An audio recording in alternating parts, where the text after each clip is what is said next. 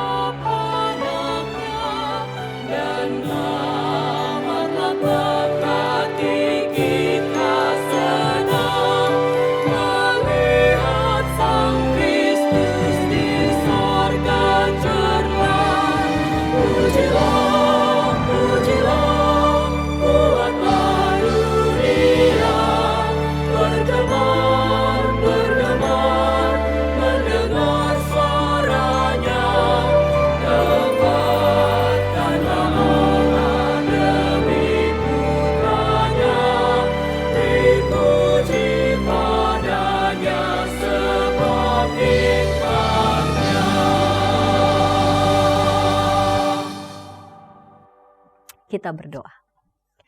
Bapa yang mengasihi kami, sumber kehidupan kami datang kepadamu ya Bapa, kami ingin beribadah bersama dengan kawan keluarga kami. Bapa kiranya bimbing kami dalam ibadah keluarga ini. Dalam Yesus Kristus kami berdoa. Amin. Pembaruan hidup seringkali diawali dengan tindakan melepaskan paradigma dan kebiasaan lama yang dapat merintangi kita untuk mewujudkan pembaruan hidup. Yesus menjawab Nikodemus yang adalah seorang Farisi yang dicatat dalam Yohanes 3 ayat 3. Yesus menjawab, "Sesungguhnya aku berkata kepadamu, jika seseorang tidak dilahirkan kembali, ia tidak dapat melihat kerajaan Allah." Apa makna perkataan Yesus itu dalam kaitan dengan melepas kemelekatan bersedia diperbarui? Kita menemukan jawabannya dalam pemberitaan firman Tuhan yang akan kita dengarkan. Namun sebelumnya mari bersama kita bernyanyi Mazmur 121.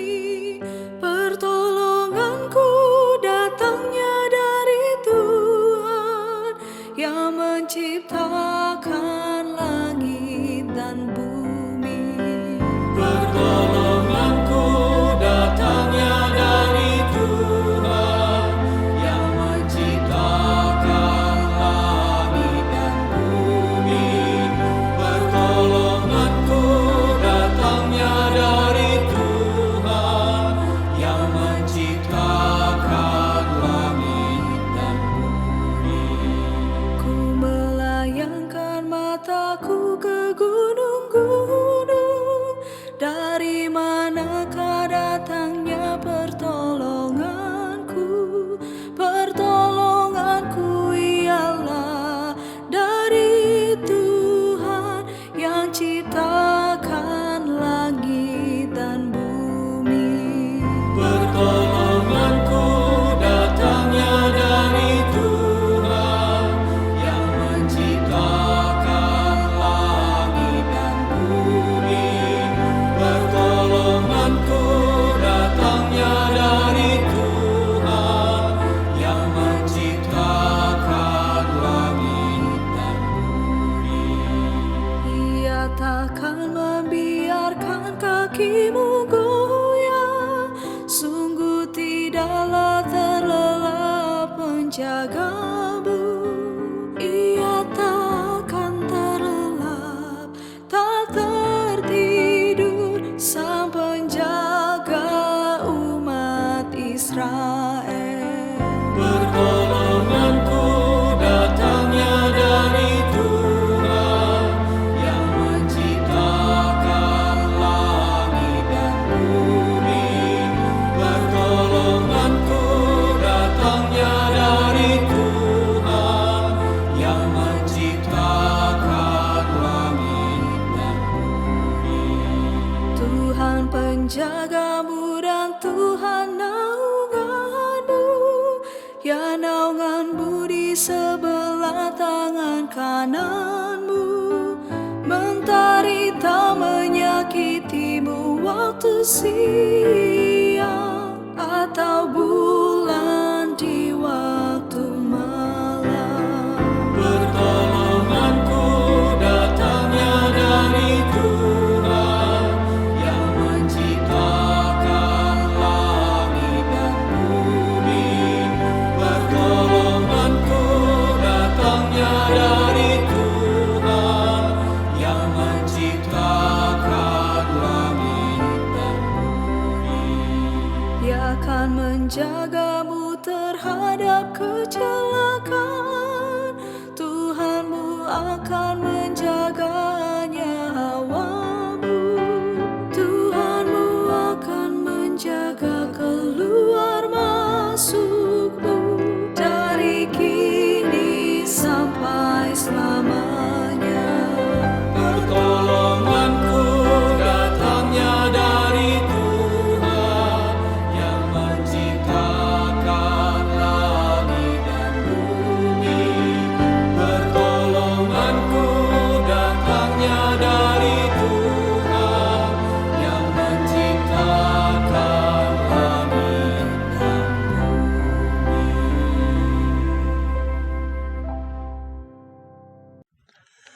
Keluarga Allah yang terkasih, mari kita bersatu di dalam doa. Sungguh benar ya Tuhan bahwa Engkau adalah sumber pertolongan kami.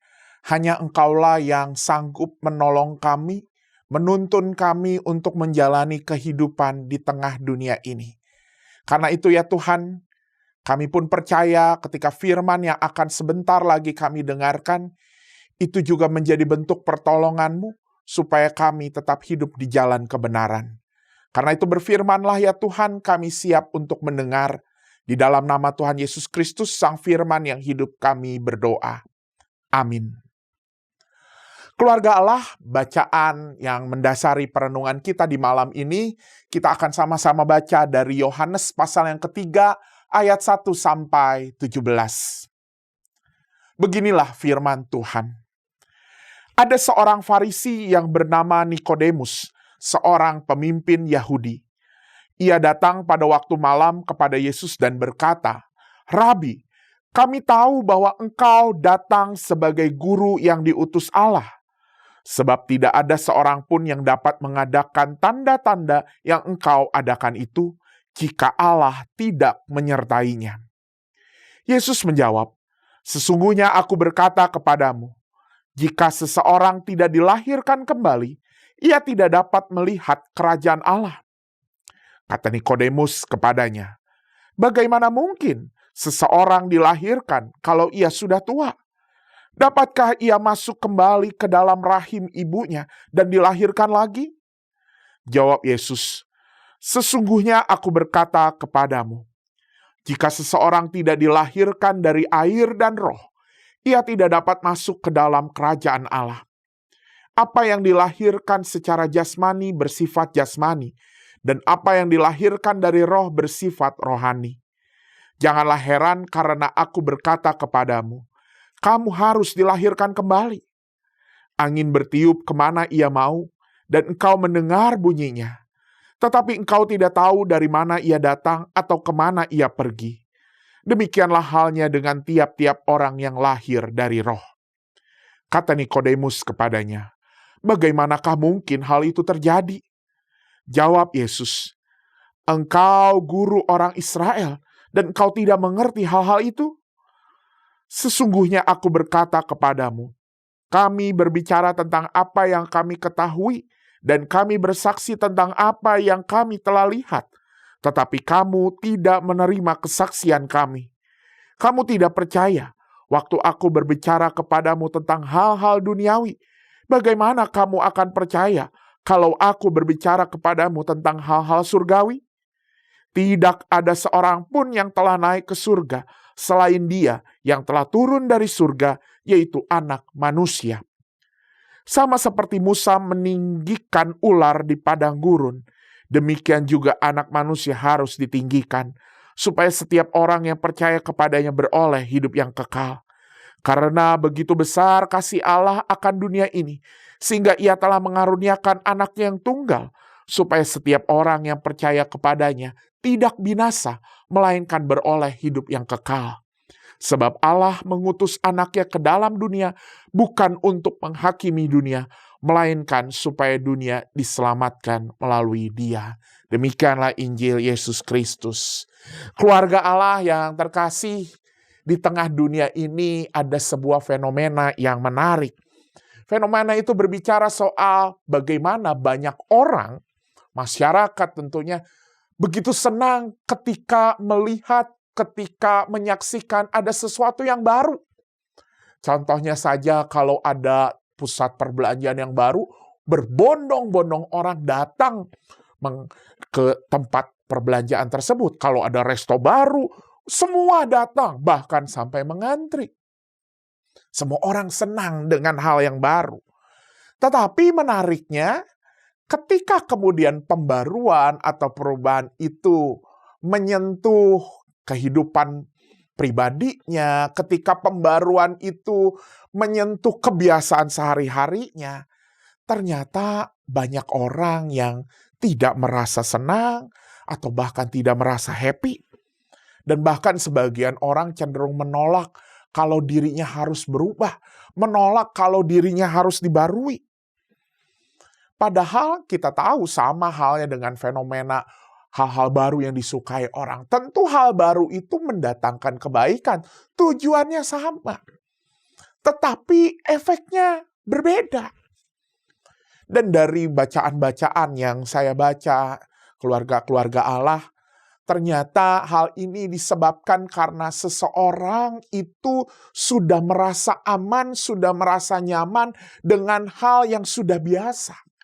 Maka ketika ada hal baru yang menyangkut dirinya, membuat dirinya harus berubah, membuat dirinya harus bergeser, secara psikis itu dianggap seperti ancaman. Ancaman yang membuat dirinya harus keluar dari zona nyamannya. Ancaman yang membuat dirinya harus keluar dari rasa amannya, dari rasa mapannya. Karena pada dasarnya manusia senang ketika ia berada di posisi yang aman, posisi yang mapan. Keluarga Allah, fenomena ini juga dapat kita lihat dalam diri Nikodemus. Nikodemus, seorang Farisi, seorang guru, orang-orang Yahudi yang sangat dihormati, yang sangat dihargai oleh banyak orang, tampaknya terkesan dengan karya-karya yang Yesus lakukan. Karena itu di ayat yang kedua dalam bacaan kita malam ini, Nikodemus sempat berkata kepada Yesus, "Yesus, Rabi, kami tahu bahwa Engkau datang sebagai guru yang diutus Allah." Pernyataan ini menunjukkan bagaimana Nikodemus mengetahui dan bahkan terkesan dengan sosok Yesus. Yesus dia anggap bukan seperti guru yang biasa, bukan orang yang terhormat yang biasa. Dia terkesan dengan karya, dengan pembaruan yang dilakukan oleh Yesus. Namun ketika hal baru yang diperlihatkan oleh Yesus lewat karyanya mulai menyangkut, mulai menyinggung apa yang ia pegang selama ini,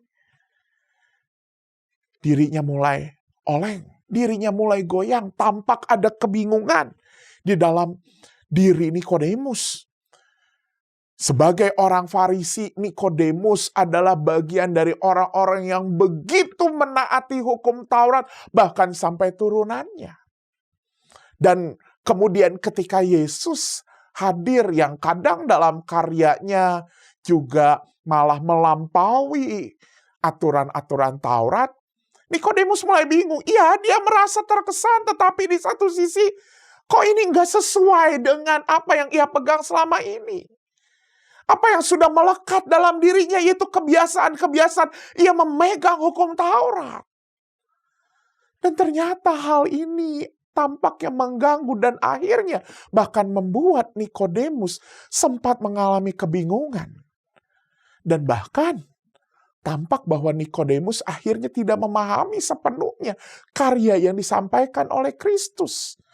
Bahkan Nikodemus sempat terjebak untuk tidak bisa menikmati karya Allah yang begitu tak terbatas, yang begitu tak terselami. Lagi-lagi karena apa? Karena dia sudah mapan dengan kebiasaannya memegang hukum Taurat selama ini. Maka keluarga-keluarga Allah, ketika di malam ini kita merenungkan sebuah tema melepas kemelekatan, bersedia diperbarui. Tampaknya dari fenomena yang ada di tengah masyarakat saat ini dan bahkan dalam diri Nikodemus. Kemelekatan itu bukan bicara soal hal-hal yang berharga saja.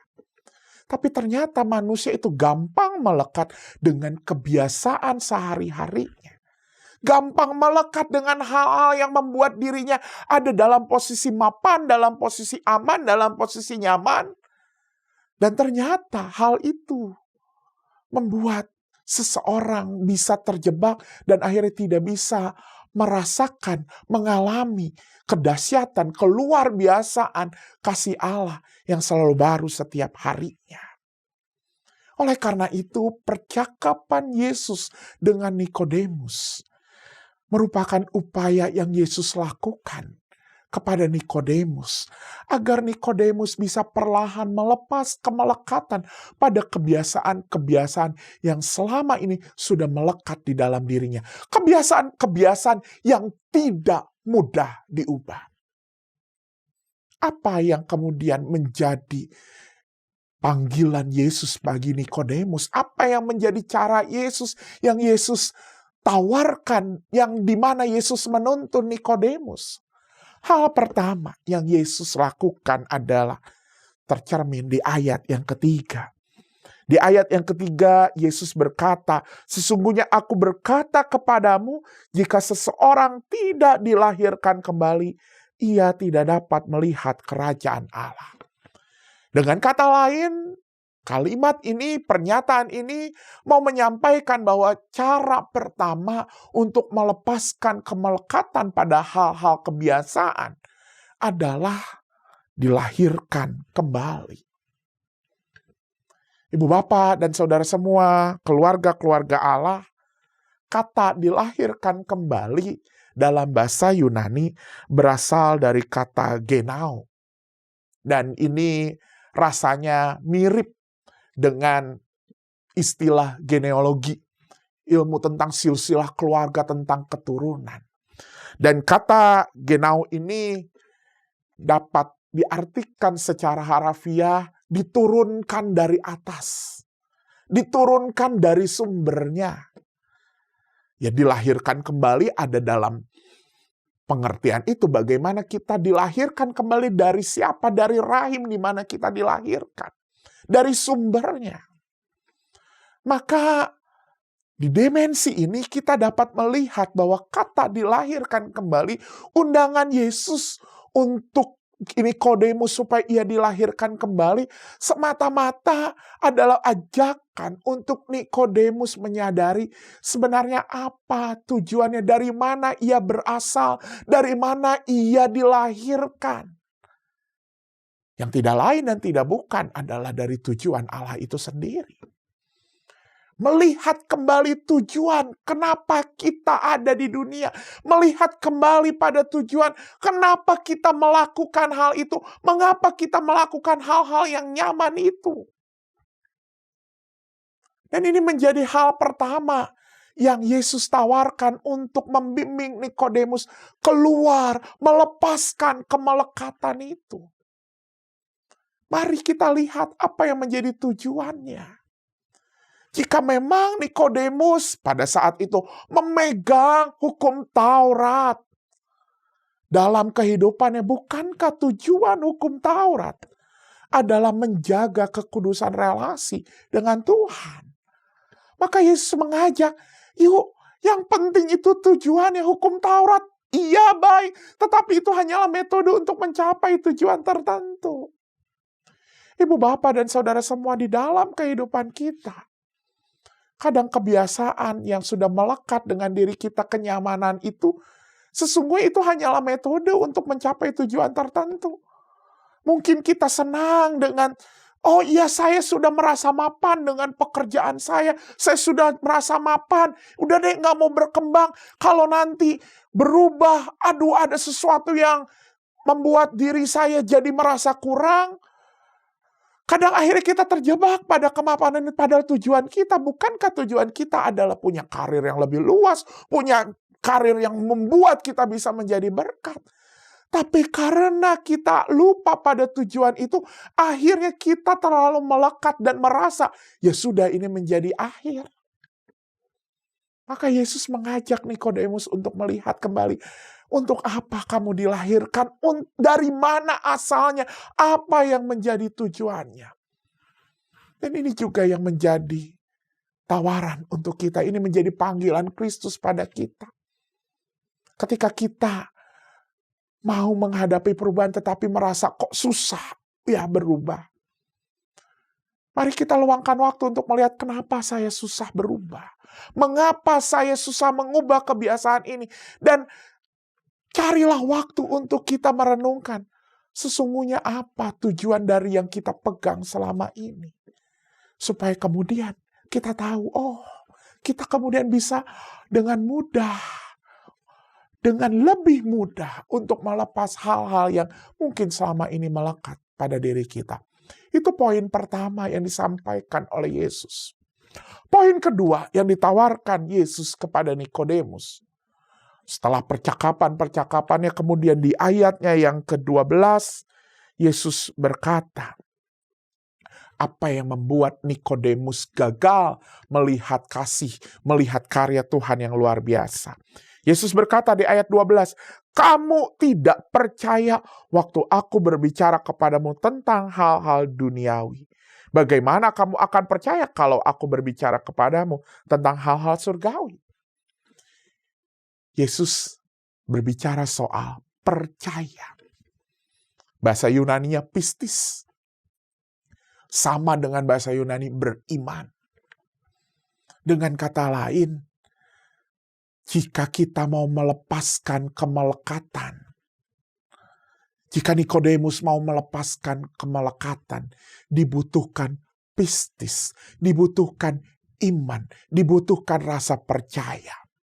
Dan menariknya, kata pistis ini berarti bahwa bagaimana caranya seseorang beriman ketika seseorang mau melepaskan dirinya dari kendali atas dirinya sendiri. Melepaskan kendali atas dirinya sendiri. Menyerahkan kendali itu pada pihak lain. Maka ketika kita bicara soal percaya pada Allah, beriman pada Allah, sesungguhnya pistis mau berbicara soal bagaimana kita menyerahkan kendali kita pada Tuhan. Dan hal ini juga yang menarik. Mengapa? Karena fenomena di tengah dunia ini, orang merasa nyaman, orang merasa mapan ketika apa? Ketika dia merasa bahwa saya bisa mengendalikan apa yang saya bisa kendalikan. Dan ketika orang tidak bisa mengendalikan, ketika seseorang nggak tahu apa yang menjadi pegangannya, di situ kadang situasi itu yang kadang membuat kita merasa nggak aman, tidak nyaman, tidak mapan. Tetapi ketika kita bicara soal percaya, kita diundang untuk melepaskan hal itu. Menyerahkan pada Allah. Mencoba bahwa diri ini berada di dalam sebuah petualangan yang dimana kita belum tentu mendapat pegangan. Bukan berarti beriman tanpa pegangan, tidak berarti seperti itu. Tetapi justru beriman kadang membuat kita harus berpetualang. Harus masuk dalam sebuah, ibarat dibayangkan gitu, sebuah tanah, sebuah jalan yang tidak tahu ujungnya di mana, penuh dengan misteri.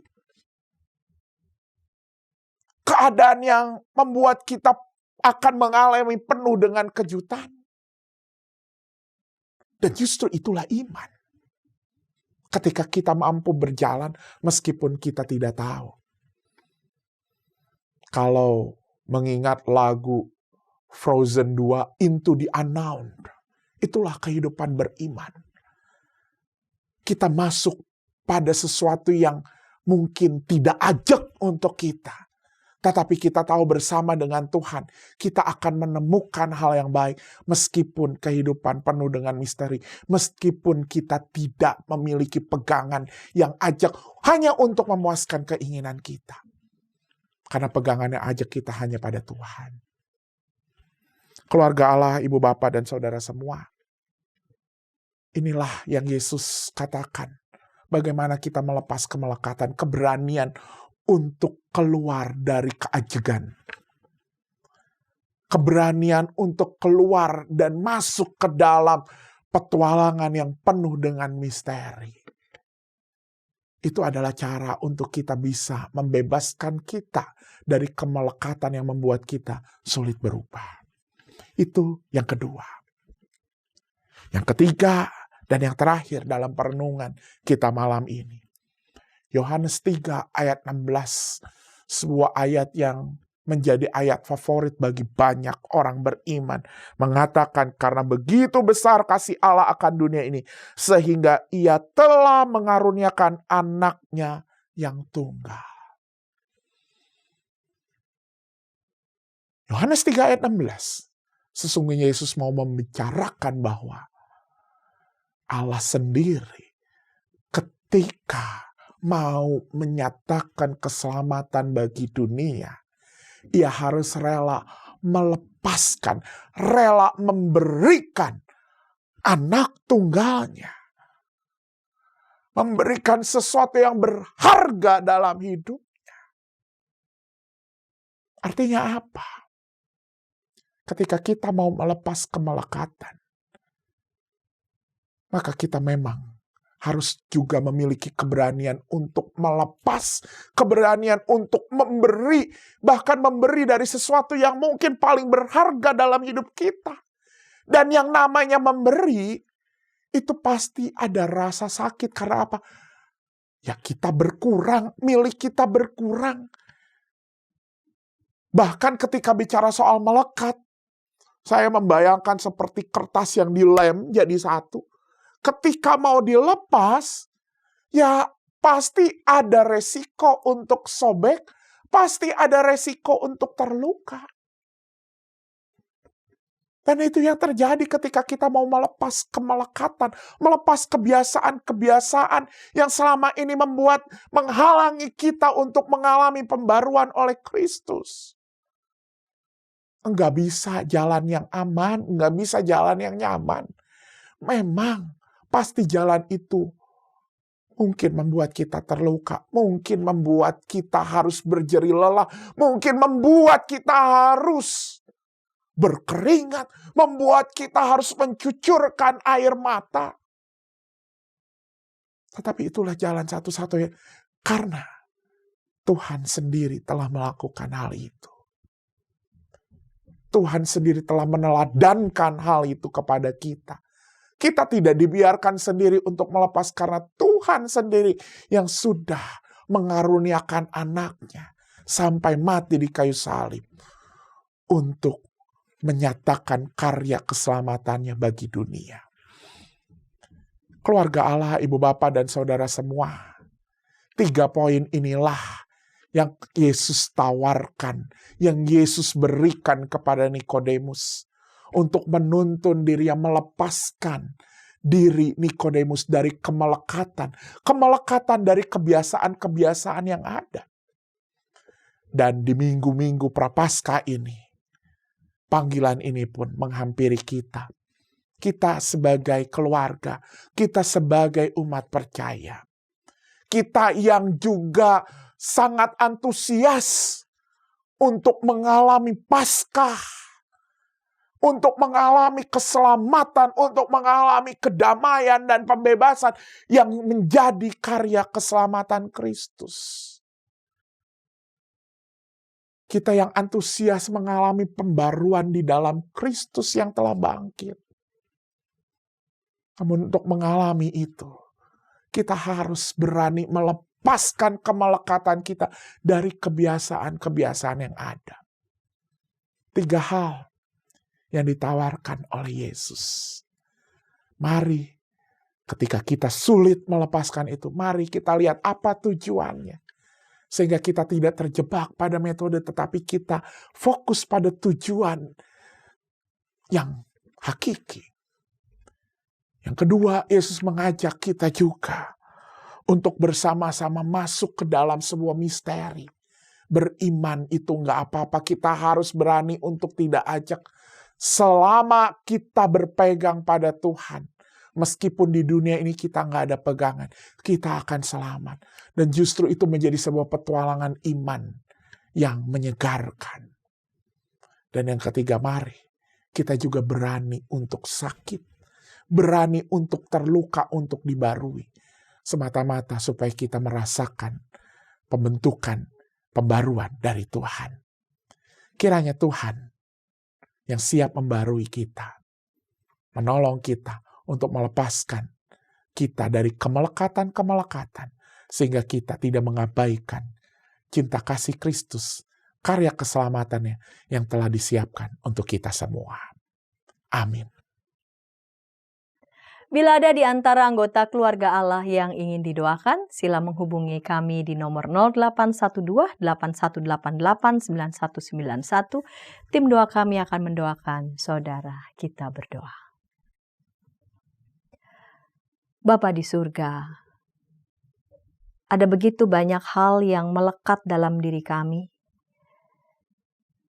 Kebiasaan kami, cara berpikir kami, budaya kami, yang kami peluk seerat-eratnya, dan justru itu menjauhkan kami dari cara berpikir, keinginan Tuhan. Tolong kami ya Tuhan, seturut dengan pertolongan Tuhan terangi kami, agar kami bersedia melepas hal-hal yang melekat yang kami peluk, kebiasaan kami, cara pandang kami, ego kami. Karena dengan melepas itu semua membuat kami mengalami kemerdekaan yang sesungguhnya. Kemerdekaan di dalam Tuhan. Bapa di surga, bantulah anak-anak Tuhan di tengah-tengah keluarga, suami dan istri dan juga anak-anak, agar melepaskan berbagai hal yang melekat dalam diri mereka yang membuat kami menjadi tidak dekat dengan Tuhan, menjadi jauh dari Tuhan.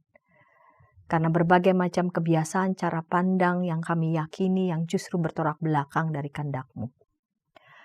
Bantu pemimpin bangsa kami juga agar mereka juga melepas segala kemelekatan yang membuat mereka terseret dalam segala kenikmatan. Dan justru karena kenikmatan jabatan membuat mereka menjadi jauh dari melaksanakan yang menjadi mandat tugas mereka. Terima kasih Bapa di surga, inilah doa permohonan kami yang kami naikkan di dalam Yesus Kristus Tuhan kami. Amin. Keluarga Allah, kita dipanggil untuk mengalami pembaruan hidup dengan bersedia berani melepaskan keterikatan pada hal-hal yang dapat merintangi proses kita beriman kepada Allah. Tuhan, ambil hidupku.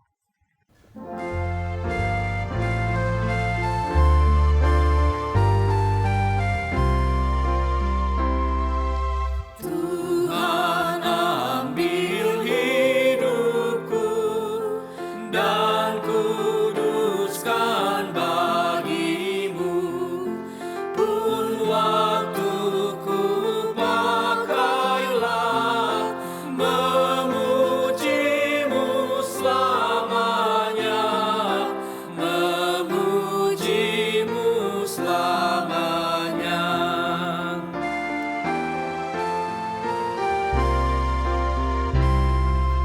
Tanganku gerakkanlah, kasih-Mu pendorongnya, dan jadikanlah kaku berkenan kepadamu, berkenan kepadamu.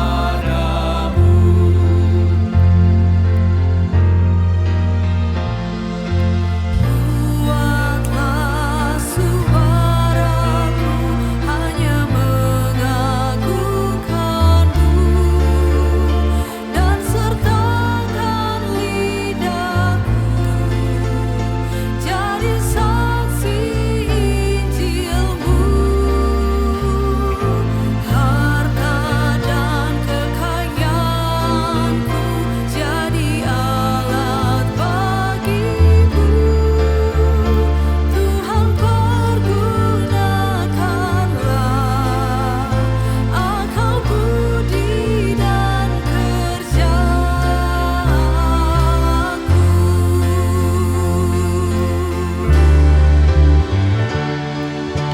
Timpah ruang kasih-Ku, ku serahkan padamu, diriku seutuhnya, milik-Mu selamanya, milik-Mu selamanya.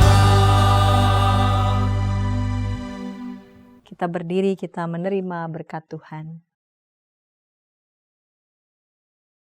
Anugerah Tuhan Yesus Kristus, belas kasih Allah Bapa dan persekutuan di dalam Roh Kudus menyertai kita sekalian. Amin.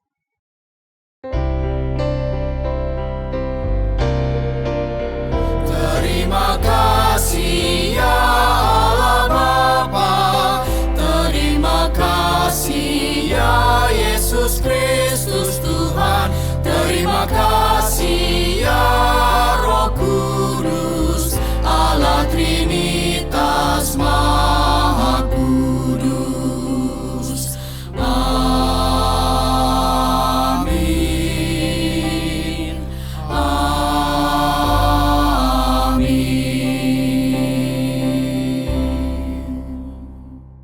Dipersilakan duduk. Kita satu teduh sejenak.